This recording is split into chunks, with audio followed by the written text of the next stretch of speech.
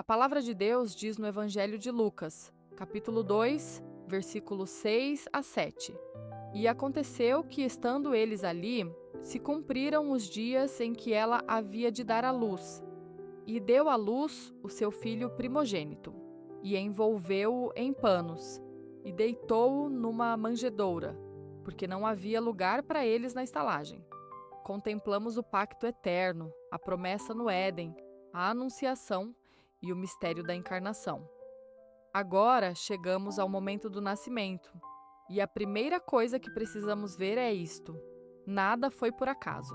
Cada detalhe revela a soberania de Deus em ação. Depois que Maria recebeu o anúncio do anjo, e depois que o anjo apareceu a José, confirmando que a criança era do Espírito Santo, vemos que um edito de Augusto César foi promulgado ordenando que todo o mundo fosse recenseado. E para serem recenseados, cada um deveria voltar à sua cidade. Lucas capítulo 2, versos 1 a 4. A profecia se cumpre. José subiu da Galileia, da cidade de Nazaré, para a Judeia, a cidade de Davi, que se chama Belém.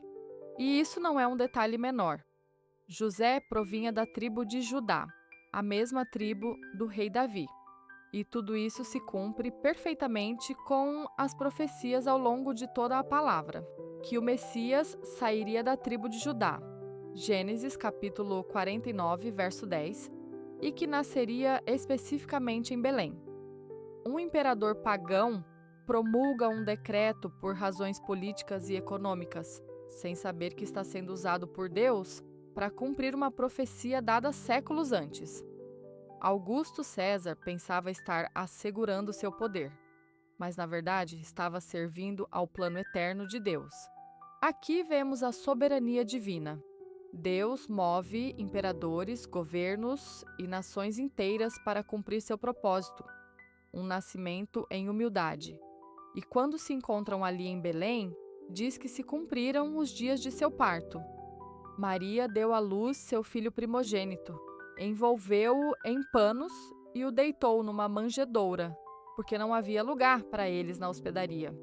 Não havia espaço para o Messias, a ponto de ter que nascer e ser deitado no lugar onde os animais eram alimentados.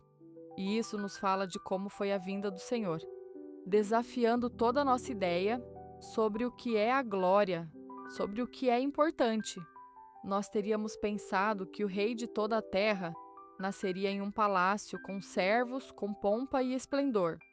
Mas Jesus veio a este mundo e foi deitado numa manjedoura, porque nem sequer havia lugar.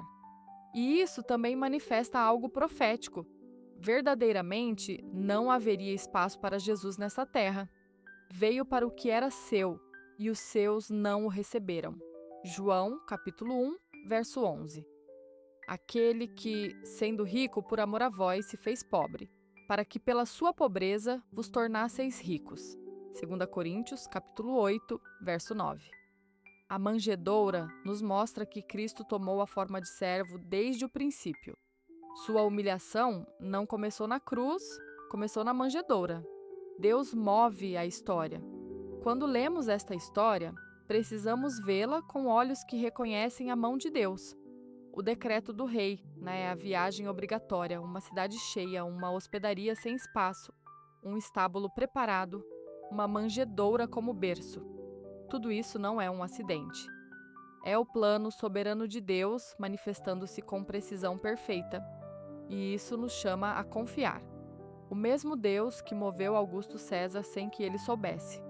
O mesmo Deus que cumpriu cada profecia no momento exato, esse mesmo Deus tem controle absoluto sobre nossas vidas. Quando as circunstâncias parecem adversas, quando parece que as coisas não vão como deveriam, lembremos de Belém. Lembremos que Deus opera todas as coisas, até mesmo as que parecem obstáculos, para cumprir seu propósito.